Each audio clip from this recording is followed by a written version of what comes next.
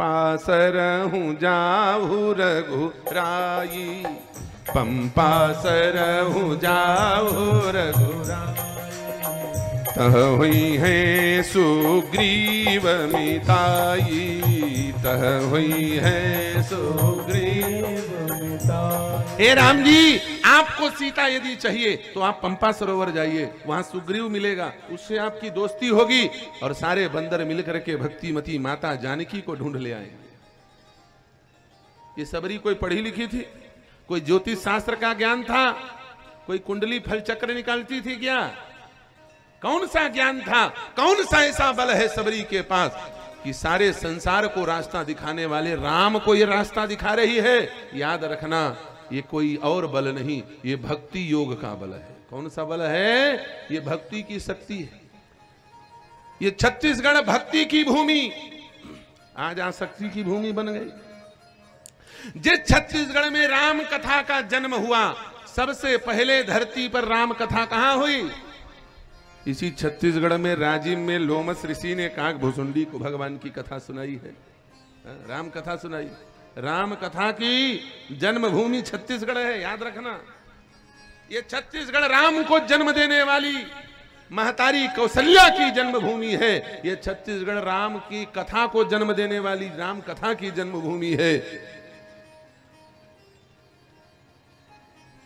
और वो छत्तीसगढ़, बोले उस छत्तीसगढ़ के जवान भक्ति योग का आश्रय लेना छोड़ करके भोग में डूबे हुए, शराब पी करके खड़ी दोपहरी नाच रहे हैं, कभी इधर कभी उधर कभी उधर। उस शराब पी करके चलते हुए आदमी को जब देखा तो मेरे मन में वेदना प्रकट हुई और मैंने कहा, कहाँ होगे रे छत्तीसगढ़ के जवानी। छत्तीसगढ़ के जवानी के जवानों की जवानी को देखो, कहाँ होगी रे छत्तीसगढ़ के जवानी। अरे बोलत बनत नहीं है कोनो बानी, कहाँ होगी रे छत्तीसगढ़ के जवानी। पी के पियैया ये ती वो ती झूमे, रद्दा भोलागे नाली डाहर घूमे। पी के पियैया ये ती वो ती झूमे, रद्दा भोलागे नाली डाहर झूमे। और नाली डाहर जा गिर गिर धपा गे नाली में भक। अब चंद्राकर जी के थे, मुँह मेरे पानी है महाराज, और पानी पिया दो कहाँ के कावरो। नाली में गिर गिरा, खड़ी दोपहरी 43 डिग्री तापमान, पानी पानी पानी। मैंने कहा बिल्कुल मत उतरना, हम लोग इंसान को पानी पिलाते हैं, ये हैवान है, इसको पानी मत पिलाना। ये अपने घर के खर्चा को शराब भट्टी में लुटा के आया, इसके बीवी बच्चे रो रहे हैं, ये बीच रोड में मर जाएगा, वो जिंदगी भर रोते रहेंगे। जिसने परिवार की जिम्मेदारी उठा करके बीच में छोड़ने का संकल्प ले लिया हो, वो इंसान नहीं, वो हैवान है। हमने कहा तुम इसको पानी मत पिलाना, इसको पानी पिलाने वाला कोई ना कोई आता होगा। कौन आएगा महाराज? यहाँ कोई है नहीं, दोपहर का समय कौन पिलाएगा?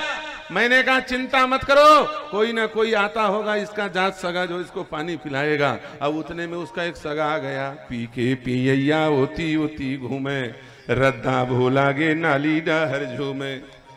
अरे कुकुर हाया के ओतके में ठीक कबरा कुकुर आ गया, अब वो नाली में गिरे।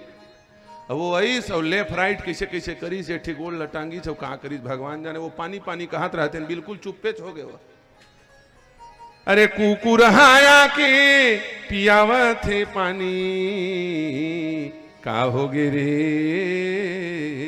छत्तीसगढ़ के जवान। बताओ ये दुर्दशा हो गई। जहां के लोग भगवान की कथामृत की धारा पीते थे, आज वो नाली का पानी पी रहे हैं। गंदा शराब पी करके ऐसी दुर्दशा हो गई कि इंसान नहीं, कुत्ते उनके जात भाई हो गए, सहयोगी हो गए। जो मनुष्यों को छोड़ करके पशुओं से अपनी संस्कृति को जोड़े, वो सनातन धर्मी नहीं हो सकता। इसलिए भैया, यदि विकास करना है तो शराब को बंद करना पड़ेगा। नेताओं को भी और प्रजा को भी, दोनों को संकल्प लेना पड़ेगा। नहीं छत्तीसगढ़ के बंद कर दी, पता चला मध्य प्रदेश ले आ गए, ऐसा काम नहीं चलेगा। जितनी जिम्मेदारी शासकों की है उतनी ही जिम्मेदारी प्रजा की भी है। और क्या करोगे इस दारू शराब को पी करके? इसमें कोई लाभ है क्या? विजया कल्प में कंतुम 10 कल्पम तु नागनिम। स्कंद पुराण में यमराज ने कहा विजया कल्प में कंतुम 10 कल्पम तु नागनिम वारुणी कल्प सहस्त्रेषु धूम्र संख्या न विद्यते। जो एक बार भांग खाता है ना वो एक कल्प के लिए नरक जाता है। कितने दिन के लिए? एक कल्प। और एक कल्प का मतलब ये नहीं है 3 साल बाद जमानत हो जाएगी। कल्प का मतलब क्या होता है जानते हो? 4,32,000 साल का कलयुग, 8,64,000 साल का द्वापर युग, 12,96,000 साल का त्रेता युग और 17,28,000 साल का सतयुग। इन चारों को मिला दो 40,32,000 साल का एक महायुग। और ये महायुग जब 1000 बार व्यतीत होता है तब एक कल्प होता है। एक गौ भांग खाओ वही जाग बस जाओ, नरक में रहो। और गांजा पी लिए तब बोले 10 कल्पम तु नागनिम। गांजा पीने वाले समझ लो बड़े संभल के रहना है। सबसे गुरु घंटाले गांजा पीने वाले होते हैं। और जबरदस्ती पिला। एक से एक टेक्निक है इनका, अकड़म बकड़म बम बम भोले। जिसने ना पी गांजे की कली वो लड़का से लड़की भली। कैसा लड़का है यार तू गांजा नहीं पीता? वो जबरदस्ती जोश दिलवा झपवा दी तो लेके झजरन नरक में कूद जाओ। इसलिए गांजा वाले से बिल्कुल दूर रहो। ये जबरदस्ती पिला देंगे तुमको। सबसे खतरनाक 10 कल्प के लिए नरक जाओगे। और शराब पिया तब बोले वारुणी कल्प सहस्त्रेषु। 1000 कल्प के लिए शराब पीते ही नरक का रजिस्ट्री हो गया। और जो 24 घंटा छुक छुक छुक छुक रेलगाड़ी धुआं पी रहे हैं उनके लिए यमराज कहते हैं धूम्र संख्या न विद्यते। उनके लिए प्रधानमंत्री आवास योजना के तहत नरक में एक मकान बना के दे दिया जाता है। और कहते हैं बोले तुम परमानेंट यहीं के नागरिक हो, यहीं वोट डालो, अब तुमको कहीं जाने की जरूरत नहीं है। ऐसे नशा करने से क्या लाभ होगा? अरे भैया इस नशा ने न जाने कितनों को बर्बाद कर दिया। तुम भी ध्यान से इस बात को अपने मन में विचार में लाओ। ये नशा बर्बाद कर देगा। फिरोगे दाने दाने को, कटोरा हाथ में होगा, न देगा कोई खाने को। बड़े बड़े खरबपति लोग कटोरा लेके भीख मांग रहे हैं। बोले महाराज ये हमारे गांव का माल गुजारे हो, चिरहा कपड़ा पहने। मैं कहा ये माल गुजारे? कैसे माल गुजारे? बोले सबो माल है दारू में चल दी, अब गुजार होवत ले दे के कहा शराब में बर्बाद हो गए। इसलिए गांव का यदि विकास करना है, यदि राम राज्य लाना है तो गांव का विकास करना होगा। और गांव का विकास शराबबंदी से आएगा।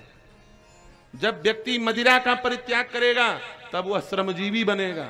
और श्रमजीवी बनेगा तब वह राष्ट्र के विकास में और प्रकाश में दोनों का सहयोगी बनेगा। रावण राज्य में इतना विकास है लेकिन राम राज्य नहीं है। क्यों? क्योंकि खूब विकास है, काम धाम कोई नहीं करते।